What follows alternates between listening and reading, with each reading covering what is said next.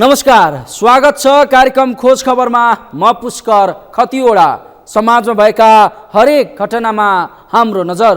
जनताको सूचना पाउने अधिकारको सम्मान हाम्रो अभियान। त्यसैले समुन्नत र समृद्धशाली समाजको यात्रा खोज खबरको अन्तिम अभिष्ट नै गन्तव्य हो। केही दिनदेखि तपाईहरूले लगातार सुनकाण्डका समाचारहरू सुनिरहनु भएको होला। 100 किलो अर्थात् 1 क्विन्टल सुन विमानस्थल भन्सारको स्क्यानर मेसिन चलेर सिना मङ्गलको सडकमा पुगेको थियो र यसलाई राजस्व अनुसन्धान विभागको टोलीले बरामद गरेको थियो। सुनकाण्ड प्रकरणमा यो समाचार तयार पार्दासम्म 10 जना पक्राउ परिसकेका छन्, तर 4 दिन भइसक्दा पनि यो 100 किलो सुन कसको हो पत्ता लाग्न सकेको छैन। तपाईलाई थाहै होला, अहिलेसम्मका जे जति सुनकाण्ड बाहिरिएका छन् ती सबैका भरिया मात्र पक्राउ परेका छन्। यसका मुख्य नायके, तस्करीका योजनाकार, मास्टरमाइन्ड वा सुनधनीलाई कसैलाई पनि सरकारले छुनसम्म सकेको छैन। यस्तोमा यो 100 किलो सुन प्रकरण पनि यस्तै त हुने होइन भन्ने शङ्का चुलिएको छ। आखिर के छ त यसको वास्तविकता? हेरौँ यो रिपोर्ट।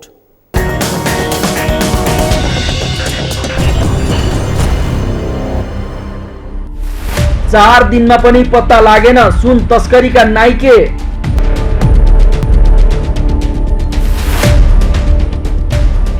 तस्करीका मुख्य योजनाकार पक्राउ पर्नेमा आशंका। सूचना दिने सुराकीलाई 20% रकम दिइने।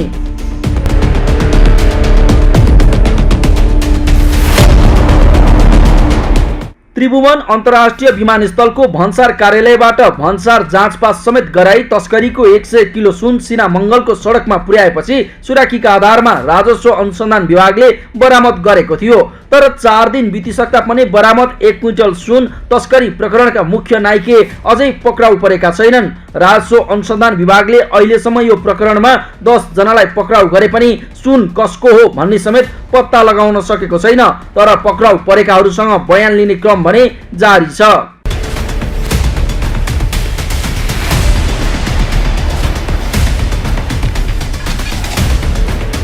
एक 100 किलो सुन तस्करी प्रकरणमा पक्राउ परेका एक चिनिया र एक भारतीय सहित 10 जनाले नै यो सुन आफ्नो नभएको बताएका छन्, जसका कारण यो सुन कसले ल्याएको हो भन्ने नै पत्ता लगाउन सरकारलाई हम्मे परेको छ। सुनको नाप जाँचका लागि नेपाल राष्ट्र बैंक अन्तर्गतको टक्सार विभाग पठाइएको छ भने बरामद सुनको प्रतिवेदन आउन बाँकी छ। यता भन्सार विभाग र राजस्व विभाग दुवैद्वारा समितिहरू बनाएर छानबिन अनुसन्धान भइरहेको छ।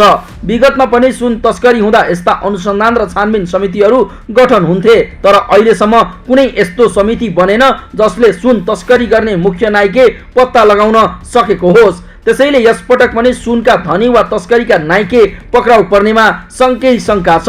बरु उल्टै नेपाल प्रहरीले समेत सुन तस्करीका मुख्य नायकेसम्म पुग्न नसक्ने अभिव्यक्ति दिएको छ।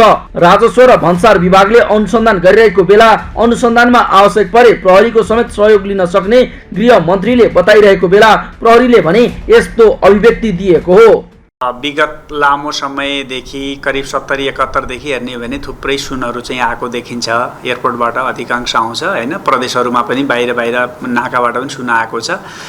त्योलाई अध्ययन गर्ने हो भने धेरै जसो चाहिँ उसमा भरिया जस्ता भनौँ न बीचका मिडल लेयरसम्म 0 to मिडल लेयरसम्मका मान्छेहरू पक्राउ परेको देखिन्छ। त्यसको जुन जरो चाहिँ फाइनान्स गर्ने अथवा जसले चाहिँ सुरुवाती गर्ने हुन्छ, मेन मास्टर माइन्ड भनौँ न, त्योसम्म चाहिँ अधिकांश मुद्दामा चाहिँ पुगेको अवस्था हुँदैन। त्यो लिङ्क ब्रेक भएको देखिन्छ हरेक ठाउँमा।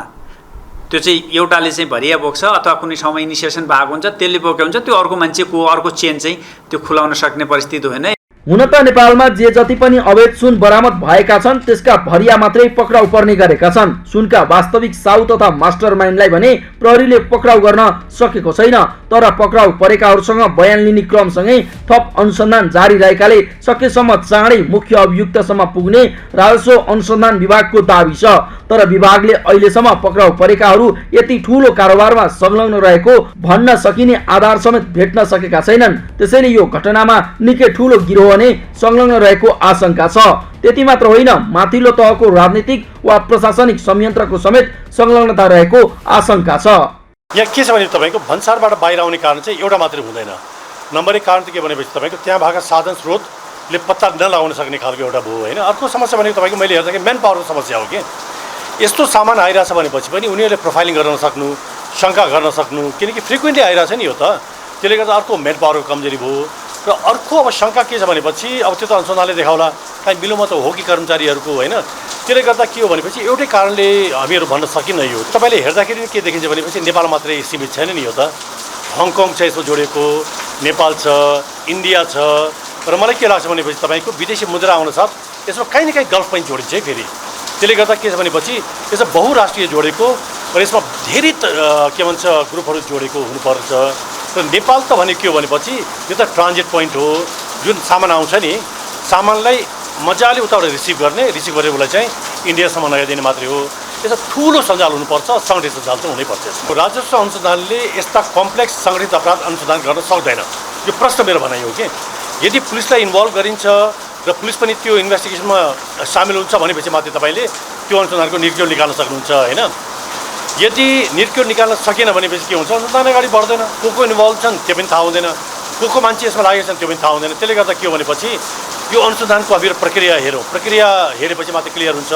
अब तपाईँले यो राजनीतिकहरूको इन्भल्भमेन्ट कुरा गर्नुभयो, इन्भल्भमेन्ट नभए तापनि योभन्दा पहिलाका घटनाहरू होलान्, एउटा दुईवटा घटनाहरूले के देखाउँछ भने 2-3वटा घटनाले के देखाउँछ भनेपछि राजनीतिको इन्भल्भमेन्ट नभए तापनि कुनै न कुनै रूपले संरक्षण चाहिँ भएको छ है यिनीहरूलाई। त्यसले गर्दा यो चाहिँ हेरौँ हामीहरू, यदि पुलिसको इन्भल्भमेन्ट भएन, पुलिसले चाहिँ इन्भल्भ गरिएन, यो कम्प्लेक्स केस फेरि पुलिसको बिना इन्भेस्टिगेसन गर्न पनि सकिन्न, यदि त्यो हुँदैन भने त्यहाँ चाहिँ हामीले पनि शङ्का गर्नुपर्ने हुन्छ फेरि। हङकङबाट ल्याइएको ठूलो परिमाणको सुन नेपालमै खपत हुने सम्भावना नभएकाले भारत लैजान ट्रान्जिटको रूपमा त्रिभुवन विमानस्थल प्रयोग भएको अनुमान छ। तसर्थ घटनाको अनुसन्धान नेपालमा मात्रै सीमित गरेर मुख्य अभियुक्तसम्म पुग्ने सम्भावना कम हुने विज्ञहरू बताउँछन्। भन्सार कार्यालयबाट जाँचपास भएर सुन बाहिरिएपछि भन्सार कार्यालय र त्यहाँको सुरक्षाका बारेमा पनि प्रश्न उठिसकेको छ। गृह मन्त्रीले विमानस्थल भन्सार र अध्यागमन कार्यालयको निरीक्षण गर्दा घटनामा जोसुकै भए पनि कारबाहीको दायरामा ल्याएरै छाड्ने दावी गरेका छन्। सुन तस्करीसँग सरकार र भन्सार विभागको मिलेमतो भएको आशंका बढिरहेको बेला अनुसन्धान जरोसम्म पुग्न सक्नेमा शङ्का छ। तर गृह मन्त्रीले दोषी जो कोही भए पनि उम्किन नपाउने गरी अनुसन्धान गर्ने दावी गरेका छन्। राजस्व अनुसन्धान अन्तर्गत एक छानबिन समिति पनि बनाइएको छ र त्यसले आफ्नो छानबिनको प्रक्रियालाई अगाडि बढाएको छ। हामीले यो छानबिन र अनुसन्धानको प्रक्रियालाई यसको जरैसम्म पुग्ने गरी अगाडि बढाउनुपर्छ र जस्तो सुकै र जोसुकै भए पनि यसको नेक्सस र रुटमा पुग्ने गरी अनुसन्धानलाई अगाडि बढाएर कारबाहीको प्रक्रियामा जानुपर्छ भन्ने हाम्रो जोड रहेको छ र सरकारको तर्फबाट सम्माननीय प्रधानमन्त्री यही रूपमा निर्देशन दिनुभएको छ र मैले अहिले पनि सम्बन्धित सबै अधिकारीहरूलाई यसबारेमा कडा निर्देशन दिएको छु र अहिले त्यो छानबिन समितिलाई नै राज्यका अरू निकायहरूले सघाउने काम हुनेछ। अहिले हामी त्यसरी नै अगाडि बढ्नेछौँ। आवश्यकता पर्यो भने नेपाल प्रहरीले अहिले सहयोग गर्नेछ र आवश्यकता पर्यो भने हाम्रो सिआइबी वा अपराध अनुसन्धान शाखा जस्ता निकायहरू छन्, उनीहरूले नै आवश्यकता पर्यो भने यसको अनुसन्धान गर्न पनि सक्नेछन्। तर अहिले भन्सारका साथीहरूले पनि र अरू यहाँ समन्वयमा रहनुभएका साथीहरूले पनि त्यो सही नै कुरा हो भन्नुभएको छ। यसबारेमा हामी आवश्यक निर्णय गर्नेछौँ। अब अनुसन्धान गर्दै जाँदा यसको जरसम्म पुग्नु पर्यो नि, यसको सम्पूर्ण नेक्ससम्म पुग्नु पर्यो र कारबाहीको दायरामा सबै ल्याउनुपर्छ। अहिलेको घटनाको कारबाही एउटा, अर्कोतिर चाहिँ अब आइन्दा यस प्रकारको घटनाहरूको पुनरावृत्ति हुन नदिनको निम्ति सम्पूर्ण नयाँ योजना बनाएर अगाडि बढ्नुपर्छ। यता पूर्व प्रधानमन्त्रीहरू भने सुन तस्करीमा कर्मचारीहरू नै दोषी रहेको बताउन थालेका छन्। पूर्व गृहमन्त्री वामदेव गौतमले सुन तस्करीमा राजनीतिक व्यक्तिहरूको संलग्नता नरहेको भन्दै यसमा मन्त्री प्रधानमन्त्री मुछिए पनि खटिएका कर्मचारी नै मुख्य दोषी रहेको आरोप लगाएका छन्। जाँच पडताल गर्दै जाँदा लहरो तान्दाखेरि पहरो गर्जने जस्ता हाम्रा उखानहरू छन्। त्यस्तो भयो भने मात्र मन्त्री पनि प्रधानमन्त्री पनि को तानिन सक्ने स्थिति आउन सक्छ। नत्र भने त्यहाँ खटेका कर्मचारीहरू नै मुख्य रूपमा दोषी हुन्छन्। सुन आओस् कि अरू विषयहरू चाहिँ आउन् कि, तर त्यसमा सिधै मन्त्री जोडिने, प्रधानमन्त्री जोडिने, राष्ट्रपति जोडिने हुँदैन। हङकङ जतिको सुरक्षित ठाउँहरू छैन, त्यहाँबाट आयो र त्यो ठाउँमा तस्करहरूले कस्तो किसिमको जालो फैलाएका रहेछन् भनेर भन्ने स्पष्ट भयो। अनि यहाँ पनि त्यो जालो चाहिँ रहेछ। यो जालो विभिन्न कालखण्डमा देखा परेको छ। राजनीतिक संलग्नता छैन, हुँदैन। राजनीतिक संलग्नता हुनै पर्दैन। हरेक ठाउँमा राजनीतिक पार्टीका नेताहरू त्यहाँ उपस्थित भएको छैनन् नि, त्यहाँ त कर्मचारीहरू छन्। कर्मचारी बाहेक अरू कोही पनि छैन त्यहाँ। त्यसबाट त्यो कर्मचारी भित्रै सबभन्दा पहिले खोज्ने, राजनीति संलग्न भएको रहेछ भनेदेखि उनीहरूले बोल्लान्, उनीहरूले भन्लान् वास्तविकता के हो, त्यो सबै छर्लङ्गै होला। हो त्यस बेलामा भन्न सकिन्छ। त्यो पनि राजनीति संलग्न भएछ भन्न हुँदैन, राजनीतिक व्यक्ति संलग्न भएको भन्नुपर्छ। प्रहरीको तथ्याङ्क हेर्ने हो भने आर्थिक वर्ष 2079-80 मा त्रिभुवन अन्तर्राष्ट्रिय विमानस्थलबाट मात्रै बरामद सुन 12 केजी रहेको छ भने नेपालभरि 20 केजी सुन बरामद भएको थियो। पछिल्लो 10 वर्षको तथ्याङ्क हेर्दा प्रहरीले विमानस्थलबाट मात्रै 160 किलो सुन बरामद गरेको छ भने नेपालभरिबाट 727 केजी सुन बरामद भएको प्रहरीको तथ्याङ्क छ। हामीले तराईको बोर्डर एरिया होस् अथवा एयरपोर्टमा होस्, विशेष गरी सुराकीको आधारमा र हाम्रो चाहिँ इन्टेलिजेन्सलाई परिचालन गरेर हामी सुन चाहिँ नियन्त्रणमा लिने कोसिस चाहिँ भएको छ। त्यसमा चाहिँ सधैँ सक्रिय लागिरहेको अवस्था चाहिँ हो। अन्तर्राष्ट्रिय विमानस्थल मात्रै हेर्ने हो भने 70-71 मा चाहिँ 28 केजी देखिन्छ, 71-72 मा 20 केजी देखिन्छ, त्यसै गरी 72-73 मा 15 केजी देखिन्छ, त्यसै 73-74 मा 8 केजी समथिङ देखिन्छ, त्यसै 74-75 मा 17 केजी, 75-76 मा 27, 76-77 मा 4 केजी, 77-78 मा 8 केजी, 78-79 मा 18 केजी, 78-79-80 मा चाहिँ 12 केजी गरेर 160-61 केजी जति सुन चाहिँ प्रहरीले नियन्त्रणमा लिएर आवश्यक कारबाहीका लागि राष्ट्र अनुसन्धानमा बुझाएको देखिन्छ। यसरी सुन बरामद भएको 4 दिनसम्म मुख्य अभियुक्तसम्म पुग्न नसक्नुले धेरै आशंकाहरू जन्माएको छ। यस अघिका यस्तै घटनामा पनि राज्यका निकाय मुख्य अभियुक्तसम्म पुग्न सकेको थिएन। अहिलेसम्म पक्राउ परेका सामान आयात गर्ने रेडी ट्रेड प्रणालीका सञ्चालक भनिएका दिलीप भुजेल चाउमिन कारखानाका मजदुर रहेको खुलासा भएको छ। गत चैत 19 गते उनको नाममा दर्ता भएको कम्पनी रेडी ट्रेड रजिस्ट्रारको कार्यालयको रेकर्डमा छ। त्यस यता कम्पनीले 28 पटक सामान आयात गरेको देखिन्छ। त्यस क्रममा 15 पटक स्कुटरको ब्रेक सु आयात गरेको रेकर्ड छ। यता राजस्व अनुसन्धान विभागले तस्करीको सुनको सुराकी दिनेलाई राजस्व चुहावट अनुसन्धान तथा नियन्त्रण ऐन 2052 को दफा 29 बमोजिम मुद्दाको अन्तिम किनारा भएपछि बिगोको 20% रकम दिने निर्णय गरेको छ। सुन तस्करीमा व्यवसायी दीपक मल्होत्रा पनि जोडिएको चर्चा चलेको थियो, तर उनले पत्रकार सम्मेलन गरेर यसको खण्डन गरेका छन्। यता इतिहासमै पहिलो पटक 1 अर्ब बढीको ठूलो परिमाणमा सुन भित्रिँदा जाँचपास गर्ने भन्सारका कर्मचारीले थाहा नपाएपछि भन्सार विभागसँगै सरकारको चर्को आलोचना भइरहेको छ। त्यसैले पनि यस प्रकरणको निष्पक्ष छानबिन गरी सुन तस्करीका मुख्य नायिके समातिनु आवश्यक छ। खोज खबरका लागि क्यामेरामा प्रताप लामा र सुनिल कोलीका साथमा अभिषेक सुनार र यशोदा भण्डारीको रिपोर्ट।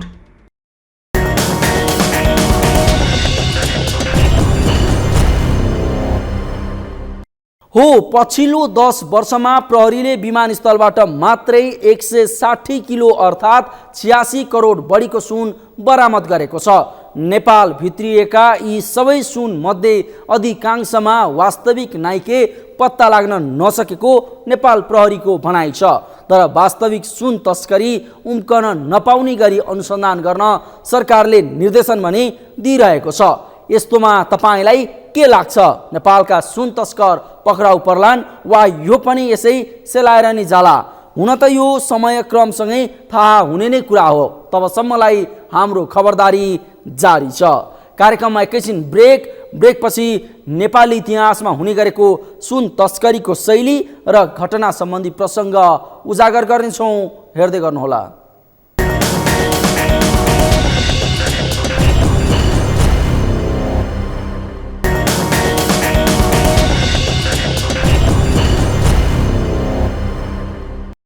ब्रेकपछि स्वागत छ। कार्यक्रम हो खोज खबर।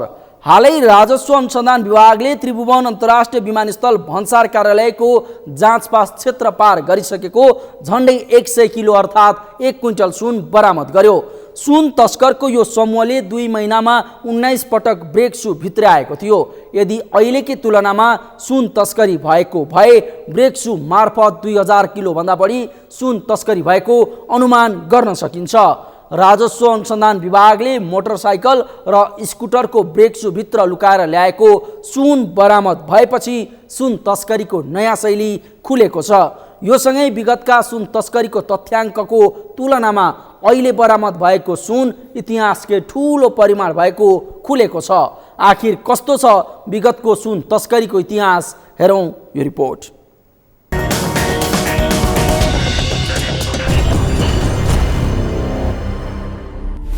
सुन तस्करीको अखडा बन्दै नेपाल।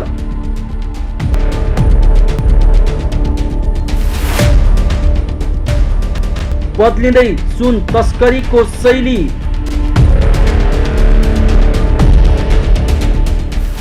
एकै पटक 1 क्विन्टल सुन बरामद।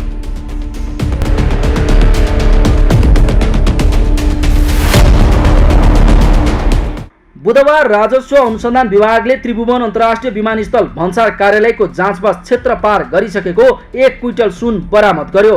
राजस्व अनुसन्धान विभागले मोटरसाइकल र स्कुटरको ब्रेक सु भित्र लुकाएर ल्याएको सुन बरामद गरेपछि यसले सुन तस्करीको नयाँ शैलीलाई उजागर गरेको छ।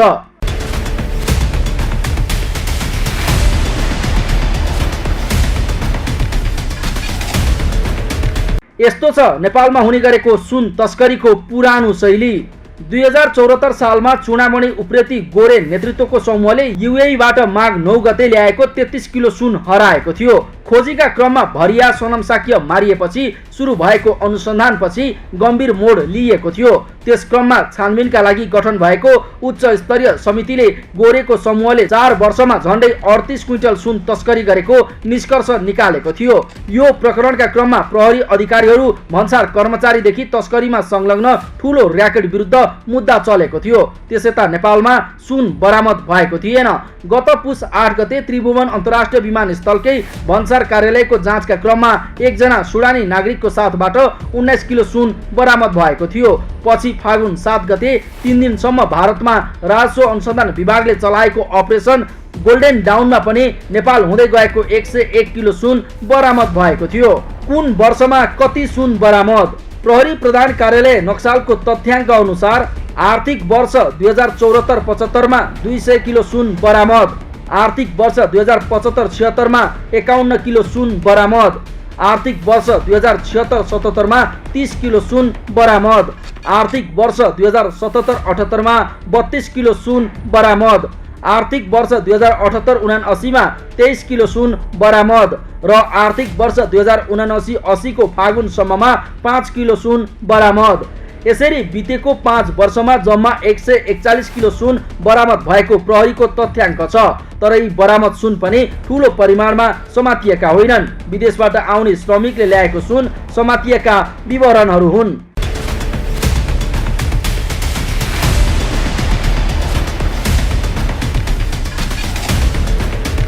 तस्कर गिरोहले सुन, विदेशी मुद्रा लगायत अवैध वस्तु ओसार पोसार गर्दा चेक जाँचमा कडाई हुन नसकेपछि विमानस्थल भन्सार क्षेत्रमा प्रहरी उपस्थिति पनि गराउनु पर्ने माग उठिरहेको छ। तर भन्सारले प्रहरी खटाउन भने मानेको छैन।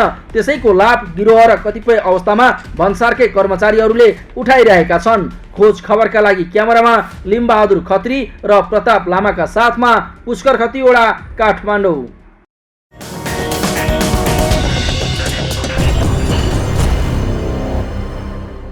हो बितेको 5 वर्षमा जम्मा 141 किलो सुन बरामद भएको प्रहरी प्रधान कार्यालयको तथ्याङ्क छ। तर यी बरामद भएका सुन ठूलो परिमाणमा भने समातिएका होइनन्।